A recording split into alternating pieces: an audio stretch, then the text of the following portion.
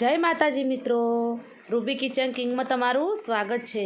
તો આજે આપણે બનાવીશું એકદમ સુપર ટેસ્ટી અને એકદમ મસાલાથી ભરપૂર એવું સોયાવડી અને બટાકાનું શાક, જે તમે એક વખત બનાવશો અને વારંવાર બનાવવાની ઈચ્છા થઈ જશે એવું આ સોયાબીન વડી અને બટાકાનું શાક બનાવીશું। તો આપણે શાક બનાવવાનું શરૂ કરીએ। તો સૌથી પહેલાં આપણે વડી બનાવવા માટે આ રીતના સોયાવડી લઈ લેવાની। તો મેં આ એક વાટકી જેટલી સોયાવડી લીધી છે। આ રીતના માર્કેટમાં તૈયાર જ સોયાવડી મળે છે। તો આપણે સોયાવડીને ગરમ પાણીમાં બોઇલ કરીશું। તો આપણું ગરમ પાણી એકદમ સરસ ઉકળી રહ્યું છે। તો તેની અંદર આપણે મીઠું નાખીશું।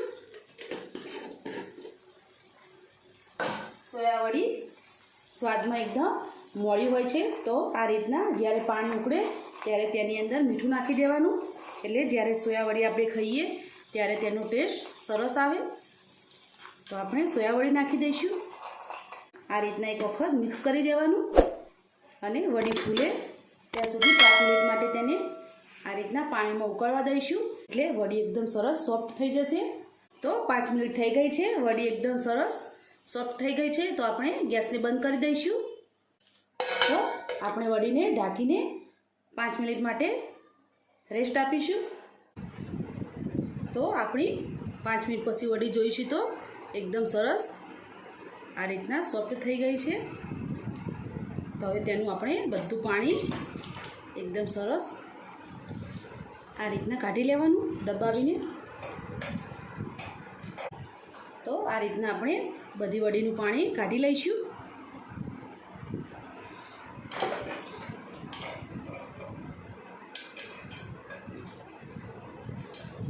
તો આપણે વડીનું બધું પાણી કાઢી લીધું છે।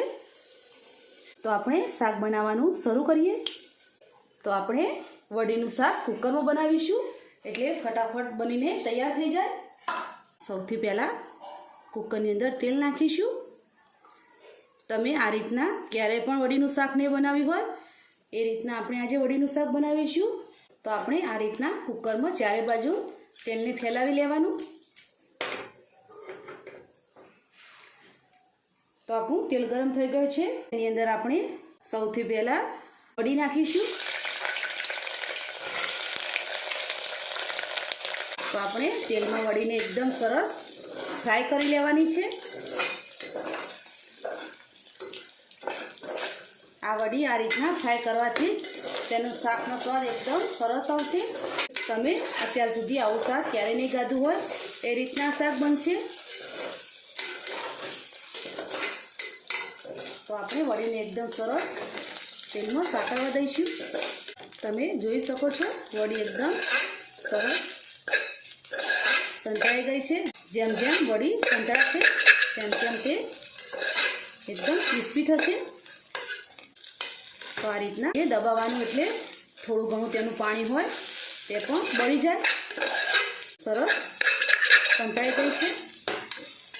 તો આ વડીને આ રીતના તેલમાં સાતળવામાં 5-1 મિનિટ જેવો એટલો સમય લાગે છે।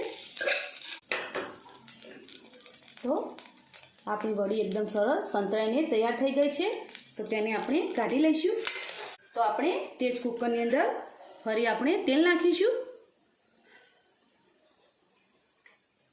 વડીના શાકમાં થોડું તેલ વધારે નાખવાનું, એટલે એકદમ સરસ હોટલ જેવું શાક બને। તો આપણું તેલ થઈ ગયું છે, તેની અંદર આપણે જીરું નાખીશું। જીરું એકદમ સરસ સતાળવા માંડ્યું છે। તો આપણે આ ખડા મસાલા નાખી દઈશું। થોડા ખડા મસાલા નાખવાથી શાકનો એકદમ સરસ ટેસ્ટ આવે છે। તો આપણે આ અધકચરું વાટેલું આદુ અને લસણ નાખીશું અને મીડિયમ સાઇઝની એક ડુંગળી નાખીશું। લસણ સંતળાઈ જાય એટલે તરત જ આપણે ડુંગળી નાખી દેવાની। તો એક નાનું બટાકું લીધું છે તે નાખીશું અને એક ટામેટું નાખીશું। બરાબર મિક્સ કરી લઈશું। ડુંગળી બટાકાને ટામેટાને થોડીક વાર માટે તેલમાં સાતળવા દેવાના। તો હવે આપણે મસાલા કરીશું। અડધી ચમચી જેટલી હળદર નાખીશું, 1 ચમચી જેટલું ધાણા જીરું નાખીશું, અડધી ચમચી જેટલું તીખું લાલ મરચું નાખીશું અને 1 ચમચી જેટલું કાશ્મીરી લાલ મરચું નાખીશું. તો આપણે શાકભાજીના ભાગનું જ મીઠું નાખીશું. વડીમાં તો આપણે વાપતી વખતે મીઠું નાખ્યું હતું, તો સ્વાદ પ્રમાણે મીઠું નાખીશું. બરાબર મિક્સ કરી લેવાનું. મસાલાને થોડીક વાર તેલમાં સાતળવાનું, એટલે તમે જ્યારે શાક બનાવો ત્યારે તમારું શાક એકદમ પ્રોપર સરસ દેખાય. કારણ કે મસાલો તમે તેલમાં ના સાતળવા દો તો મસાલો અને પાણી અલગ અલગ દેખાય છે. મસાલો ઉપર તરીને આવી જાય છે અને પાણી એકદમ નીચે બેસી જાય છે. તો આ રીતના પ્રોપર મસાલાને બરાબર તેલમાં સાતળવા દેવાનું. તો આપણે જે વડીને ફ્રાય કરી હતી તે આપણે નાખી દઈશું. બરાબર મિક્સ કરી લઈશું. 1 ચમચી જેટલો ગરમ મસાલો નાખીશું.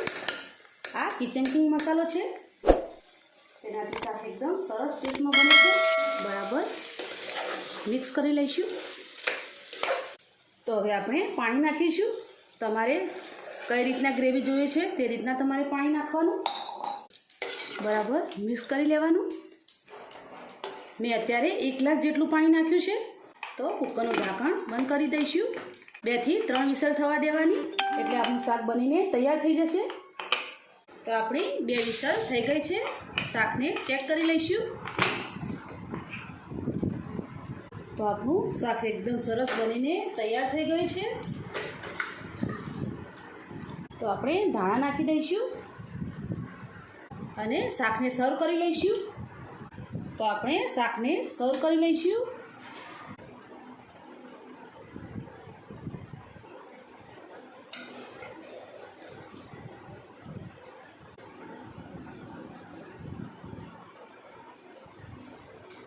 તો આપણું વડીનું શાક એકદમ બનીને તૈયાર થઈ ગયું છે. તો તેને લીંબુવાળી ડુંગળી સાથે અને ફુલકા રોટી સાથે સર્વ કર્યું છે. ઠંડી ઠંડી છાશ હોય તો ખાવાની મજા જ પડી જાય. તો આપણી સાંજ માટેની પ્રોપર થાળી બનીને તૈયાર થઈ ગઈ છે.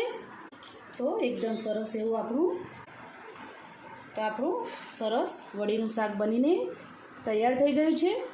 તો તમે પણ વડીનું શાક ઘરે ચોક્કસથી બનાવજો અને મને કમેન્ટમાં જરૂરથી કહેજો કે તમને આ રેસીપી કેવી લાગી. જો તમને આ રેસીપી ગમી હોય તો અમારા વિડીયોને લાઈક કરો, શેર કરો, સબસ્ક્રાઈબ કરો અને ફરી મળીશું એક નવા દિવસે એક નવી રેસીપી સાથે. તો અત્યારે બાય બાય.